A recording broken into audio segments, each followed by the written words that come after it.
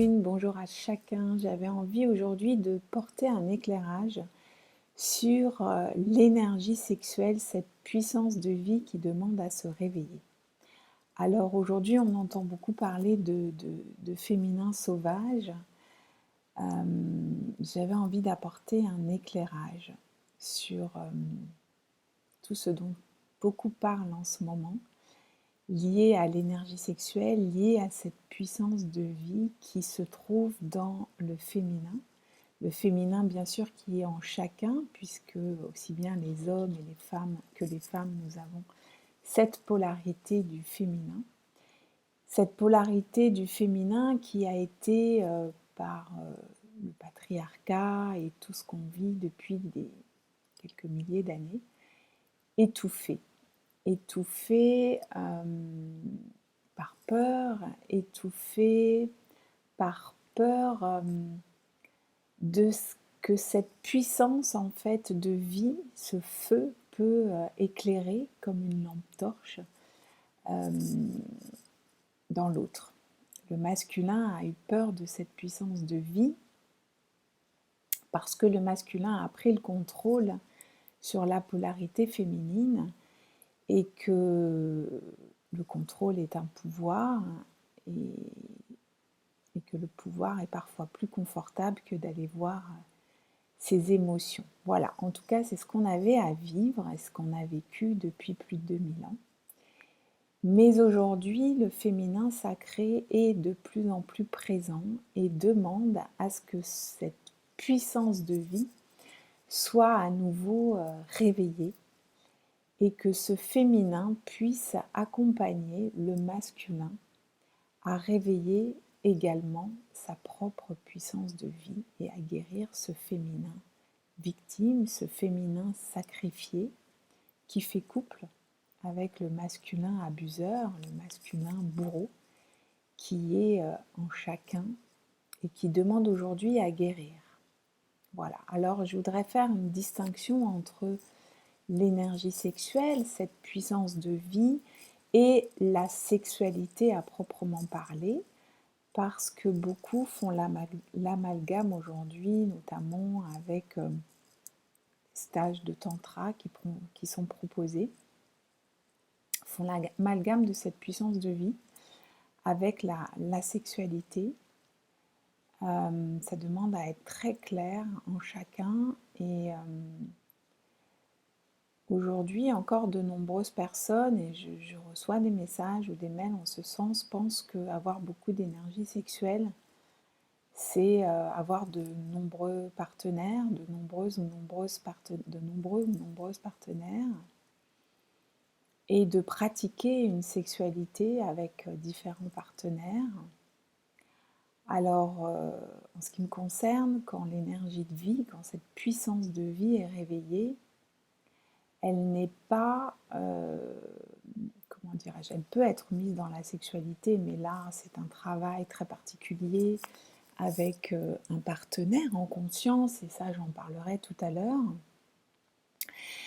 Mais non, il ne faut pas faire l'amalgame entre cette puissance de vie qui se réveille et se révèle en chacun et la sexualité. Aujourd'hui, ce féminin sacré prend de plus en plus de place, se réveille et se révèle en chacun, encore une fois, aussi bien chez l'homme que chez la femme, et demande à pouvoir s'exprimer. Ce féminin qui a été étouffé, qu'on a tenu en laisse, comme un petit chien, demande aujourd'hui à ce que le caniche laisse le caniche bien domestiqué, sur lequel on a du contrôle et qu'on tient en laisse, demande à retrouver le loup, la louve qui est en lui ou en elle, et demande à ce que cette louve soit dans son sauvage, certes, mais un sauvage maîtrisé, cette force douce alliée au féminin et au masculin réconciliés dans l'amour. Alors oui, j'entends encore beaucoup de choses sur le masculin abuseur. Je l'ai moi-même vécu dans de nombreux groupes dans lesquels je suis allée. Je suis allée à la fois voir ma blessure, pouvoir la voir parce qu'elle se manifestait dans le masculin que j'avais en face, qui faisait office d'enseignant. Je sais aujourd'hui que je peux en parler parce que quelque chose est, on va dire, apaisé en moi. Cette blessure, j'ai été la voir de ma propre histoire et j'y ai mis du baume d'amour. Je l'ai prise dans les bras, j'ai été contacter cet émotionnel, j'ai été le pleurer, j'ai été le crier, j'ai été le hurler, mais je suis, comment dirais-je, je vois aujourd'hui en tout cas par des femmes qui viennent me témoigner de ça dans mon cabinet, que ça continue en quelque part et que c'est souvent des gens qui sont au devant de la scène et qui ont encore ce réflexe, cette mémoire, d'aller prendre cette énergie dans le ventre de la femme. Alors comme je pars et ne parle que de ma propre expérience, eh bien voilà, j'ai envie de vous témoigner de quelque chose, d'une histoire très belle. Un jour, voilà, une personne vient dans mon cabinet, un homme que je recevais depuis quelque temps, qui venait du sud de la France, j'étais en région parisienne. Et puis un jour, lors de notre rendez-vous, il me dit « Mais tu sais, le week-end dernier, j'ai failli prendre un billet d'avion et réserver un hôtel pour faire l'amour avec toi pendant tout le week-end. » Alors déjà, je l'ai remercié. Je l'ai remercié d'être authentique. Je l'ai remercié de dire la vérité parce qu'il faut se sentir vraiment dans un espace de sécurité pour pouvoir exprimer ça. Voilà, mais je lui ai dit, mais merci pour ce que tu me témoignes, mais est-ce que tu m'as demandé mon avis? Parce que moi, je ne veux pas et je ne le souhaite pas. Et puis déjà, tu viens faire un travail avec moi. Et je ne fais pas l'amour avec des gens qui font un travail avec moi et qui viennent être accompagnés dans leur souffrance. En plus, j'ai un partenaire et tu le sais. Mais c'est ok pour moi, on va voir ce qu'il y a derrière ça et je vais t'accompagner à non plus prendre cette énergie de vie chez la femme, mais à la réveiller en toi et à aller guérir ce féminin sacrifié et ce masculin abuseur, cet abuseur et cet abusé en toi, afin que ce féminin sacré prenne place et fasse couple avec ton masculin bienveillant. Et ça a été un très bel accompagnement parce que cet homme a compris et a intégré et est venu faire ce travail en toute authenticité et ça a été pour moi un cadeau. Voilà. Alors ce cadeau reste encore rare aujourd'hui, un peu trop rare en ce qui me concerne. J'entends encore beaucoup de témoignages d'abus dans les groupes des moments personnels ou de thérapeutes qui sont mariés et qui vont solliciter des femmes du groupe qui parfois elles-mêmes cèdent de par leur mémoire, elles sont embarquées et qui arrivent après dans des états dépressifs parce que effectivement ça va aller réveiller des mémoires d'abus, des mémoires de non-respect, des mémoires de manipulation. Alors oui, fut un temps, j'aurais pu dire ok, on attire ce qu'on rayonne, mais je suis passée aussi par là et avec des gens très connus et qui ont abusé de moi. C'est pour ça qu'aujourd'hui je me permets d'en parler parce que je ne parle que ma propre expérience. parce qu'effectivement, j'avais ces mémoires-là à aller voir, et j'avais de l'émotionnel derrière. Mais aujourd'hui, je peux en parler parce que j'ai été pleurer ça, j'ai été crier ça, j'ai été hurler ça, et j'ai été le prendre dans les bras. Voilà. Donc oui, j'ai mis de l'amour, oui, j'ai pardonné. Ça ne veut pas dire que j'accepte encore ça, pas du tout. Et je pense sincèrement que quand le féminin sacré sera présent, c'est à ce moment-là que l'homme pourra véritablement grandir, parce que le féminin sacré, c'est de l'amour, et que ce féminin sacré, il fait couple avec ce masculin sacré bienveillant, et que ce masculin sacré bienveillant, eh bien, il ose dire non. Il ose dire non dans cette puissance de vie qui est le féminin sacré. Et parfois, ça peut passer par une colère consciente, et parfois, ça peut passer par une tristesse consciente. Mais en tout cas, c'est s'autoriser à libérer cette parole liée au cœur, liée à notre deuxième chakra, où se trouve notre puissance de vie, liée à cet enracinement du féminin sacré, et juste un non et un stop à tout ça, parce que ce féminin en chacun, encore aujourd'hui, demande à prendre sa toute-puissance, mais pas une puissance supérieure, une puissance dans l'équilibre de son féminin et de son masculin intérieur, dans l'amour de ces deux polarités et non plus dans l'écrasement de l'autre. Les temps ne sont plus là pour ça.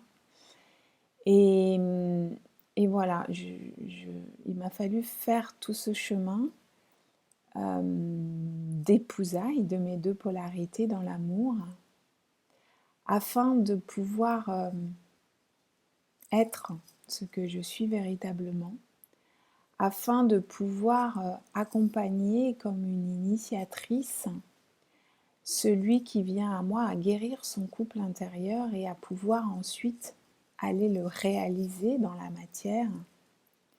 Parce qu'aujourd'hui, ce que j'ai pu ressentir de tout ce qu'on me fait ressentir dans mon corps, parce que mon corps est très très réceptif aujourd'hui, et on me montre dans mes ressentis, aujourd'hui ce couple de l'abuseur et abusé n'est plus d'actualité, et on n'a plus besoin de passer par là, on n'a plus besoin d'aller encore nourrir cet ego et cette blessure pour comprendre.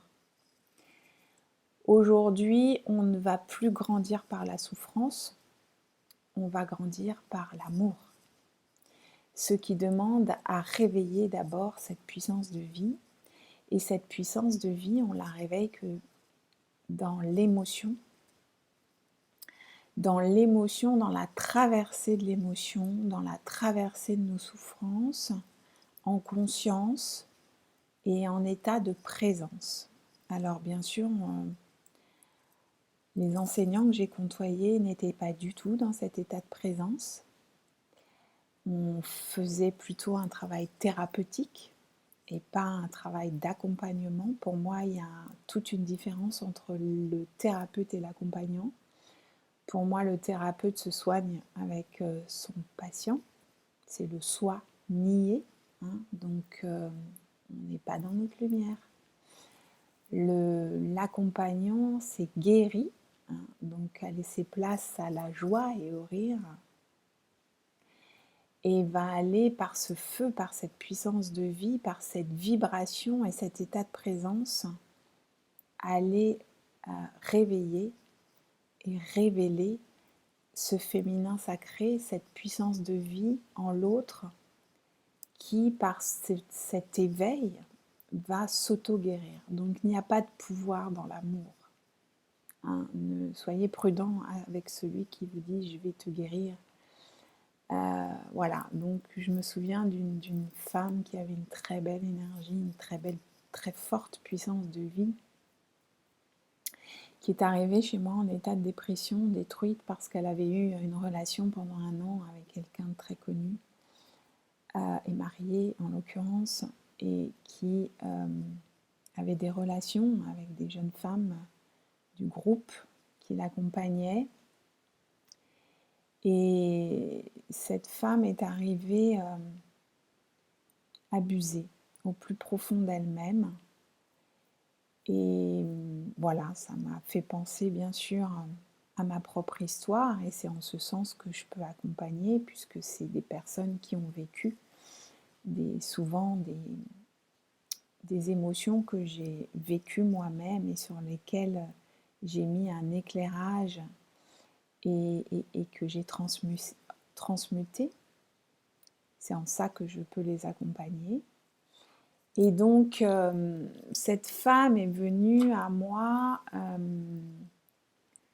en me disant, mais tu sais, j'ai entendu parler cette personne et elle a dit à quelqu'un du groupe, ah mais elle a une très belle énergie, je vais prendre des codes quantiques dans son ventre. Alors voilà, ça c'est de l'abus, hein, voilà, je l'ai vécu, donc je peux vous en parler. Aujourd'hui, il est temps que ce féminin soit guéri pour ne plus vivre ça, parce que ce n'est pas de la vie, hein, c'est encore alimenter cet ego et ces blessures qu'on a subies. Mais aujourd'hui, c'est plus d'actualité. Voilà. Donc, bon, il me semblerait que la caméra ait quelques bugs, mais écoutez, je vais continuer. Il y aura peut-être un décalage entre le son et l'image. Mais je vais continuer parce que je suis dans l'énergie, dans la vibration. Voilà, donc le masculin en chacun a abusé depuis ces milliers d'années parce qu'il a eu peur de cette vibration dont le féminin était porteur, de cette puissance de vie. Hein. C'est pour ça que les sorcières ont été brûlées, c'est pour ça que ce féminin sacré a été anéanti. Mais aujourd'hui, il se réveille et se révèle, les temps sont là.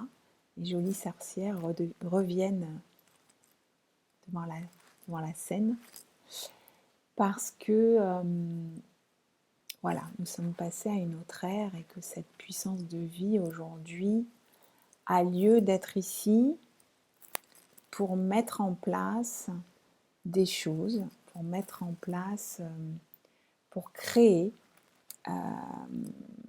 des nouvelles choses qui vont correspondre à la vibration de cette planète. Alors l'énergie sexuelle encore aujourd'hui est confondue encore beaucoup avec la sexualité. Et comme le féminin sacré éveille les ombres et que le masculin n'aime pas trop perdre le contrôle et aller à la rencontre de ses émotions, eh bien il est plus facile effectivement d'aller condamner ce féminin plutôt que d'aller voir en lui, plutôt qu'il aille voir en lui qu'est-ce qui le dérange, qu'est-ce que ça fait ressurgir comme émotion. Il est bien plus facile d'aller mettre cet émotionnel ou d'aller l'investir dans le faire F-A-I-R-E et dans le faire F-E-R plutôt que d'aller voir ce qu'il y a comme émotion derrière et d'y faire face. Alors le masculin va avoir tendance à effectivement se jeter corps et âme dans le faire pour pas aller voir l'émotion, ou bien ça peut être aussi dans la pornographie, mais tout ça va ne faire que alimenter son ego. Parce que la pornographie est un égrégore, parce que c'est un égrégore d'abus et d'abusés, parce que c'est un abus de pouvoir, le féminin là est réduit à la soumission en quelque part. Et que quand on se connecte à ça, eh bien, effectivement, quand on connecte cette puissance de vie à cette émotion, on va avoir tendance à alimenter ça en nous. On va avoir tendance à alimenter ça en nous. Et ça nourrit tout simplement notre ego et ça nourrit tout simplement ses blessures. Dans le couple aujourd'hui, notre couple intérieur, il y a beaucoup de colère, beaucoup de tristesse, parce que bien sûr, il y a une polarité qui a dominé l'autre. Donc beaucoup d'émotions qui n'ont pas été exprimées, aussi bien en l'homme qu'en la femme, parce qu'on a tous un féminin qui s'est tu, qui a été victime. Alors soit la personne a été dans sa polarité masculine et a pris contrôle sur son féminin, pris pouvoir sur son féminin, mais ce féminin, il est là, il hurle à l'intérieur, ou bien la personne a été dans sa polarité du féminin et s'est tue et a du mal à aller à l'extérieur et par là même exprimer ses émotions. Donc de toute façon, qu'on soit homme ou femme, on a ce schéma engrammé. Et tout ça ne permet pas à cette puissance de vie de prendre sa place. Ou alors, ce que je peux voir en chacune des personnes que j'accompagne, et je l'ai vu en moi-même avant, c'est que soit cette énergie, eh bien, on a mis un couvercle dessus, soit cette énergie, elle est là, elle est plutôt yang, mais elle va nous abîmer. C'est voilà, des personnes qui vont être dans l'action tout le temps, pas dans l'action, plutôt dans l'activisme, donc elles tournent en boucle en périphérie de leur être, sont dans le faire, à l'extérieur d'elles-mêmes, ou soit elles vont être plutôt à l'intérieur, dans un état de dépression, parce qu'elles ont subi beaucoup de pression, dépression, et elles n'arrivent pas à être à aller à l'extérieur et à mettre en place des choses. Donc, de toute façon, d'une façon ou d'une autre, l'énergie n'est pas maîtrisée dans l'amour, en fait. Il n'y a pas cet équilibre entre l'intérieur et l'extérieur dans la bienveillance. Déjà à l'intérieur de nous. Ce qui fait que soit on va aller à l'extérieur et bien souvent se jeter en pâture, parce que le féminin victime, il est là, ou soit on va rester à l'intérieur parce que ce bourreau à l'intérieur ne nous permet pas d'aller manifester notre puissance de vie à l'extérieur parce que ce feu n'est pas allumé, il y a trop d'émotionnel. C'est comme s'il y avait beaucoup trop d'eau sur votre feu. Et ça ne permet pas à ce feu d'être dans sa pleine puissance. Donc qu'on soit dans une polarité ou dans l'autre, tant que cette eau, cet émotionnel ne s'est pas évaporé, eh bien ce feu ne prend pas sa pleine puissance. Alors, je voulais aussi apporter un éclairage sur des choses que je peux voir aussi sur Facebook ou dans certains discours. Beaucoup parlent de femmes sauvages, beaucoup parlent de liberté de la femme, de pouvoir parler, de pouvoir se montrer, de pouvoir, voilà. Mais là, je sens que quelque chose n'est pas intégré dans la personne qui en parle. Souvent, sont encore des femmes, ce que je peux remarquer, qui sont encore très en colère. Et ça a un goût de féminisme, en fait. Ça a un goût de nous, les femmes, on est puissantes. Et les discours n'incluent pas l'homme, n'incluent pas le masculin. Et c'est encore, effectivement, des discours très dans le faire de la guerrière, qui n'a pas résolu, qui n'a pas intégré, et qui n'a pas pris dans les bras ce féminin blessé, ce masculin blessé, parce que le masculin en chacun est aussi blessé. Il ne s'agit pas là de l'éjecter ou de pas le regarder en face, parce que avant d'être à l'extérieur, il est en nous. Et que il y a une prophétie des Amérindiens Hopi qui dit « Les femmes se retrouveront entre elles pour se guérir et ensuite iront guérir les hommes ». Un homme ne peut pas guérir si en face il a une femme qui est en colère. Un homme ne peut pas guérir s'il n'a pas en face une femme qui a guéri son féminin et son masculin, qui a guéri son couple intérieur et qui est dans son couple sacré. Il est temps que le masculin se rende compte qu'il ne fait pas qu'avant de faire du mal au féminin qu'à l'extérieur, il fait du mal à son propre féminin. Et qui continue à se faire, à s'auto-saboter lui-même en fait. C'est pour ça que quand ça se travaille dans la sexualité, ça demande à être authentique, ça demande à dire à l'autre, ok, ben là, voilà ce qui remonte chez moi et voilà ce que j'ai envie de faire. Et ok, regarde ça et on en parle tous les deux. Plutôt qu'à d'aller acter et de ne pas en parler parce que le féminin ressent tout. Et un féminin qui sent qu'un masculin lui ment, ça remet ce féminin dans une grande insécurité et le travail est retardé. Voilà, donc ça demande un vrai engagement dans le couple, ça demande, oui, beaucoup d'amour pour se faire grandir et pour aller vers une maturité intérieure et un amour profond déjà de notre couple intérieur et pouvoir le manifester dans le couple extérieur. Alors, j'aime accompagner les couples, j'aime accompagner le couple intérieur déjà de chacune des personnes qui viennent à moi pour pouvoir, quand c'est le moment, accompagner le partenaire qui se manifeste dans l'incarnation. Voilà. J'avais envie de mettre un éclairage aujourd'hui sur l'énergie sexuelle, sur l'évolution qu'elle demande à ce que l'on fasse déjà à l'intérieur de nous pour retrouver cette puissance de vie et pouvoir manifester cette puissance de vie dans l'incarnation et être en adéquation, en résonance avec l'évolution de la planète qui se fait ressentir de plus en plus aujourd'hui. Voilà, j'espère que cet éclairage résonnera en certains d'entre vous. Dites-le moi, ça me fait toujours plaisir.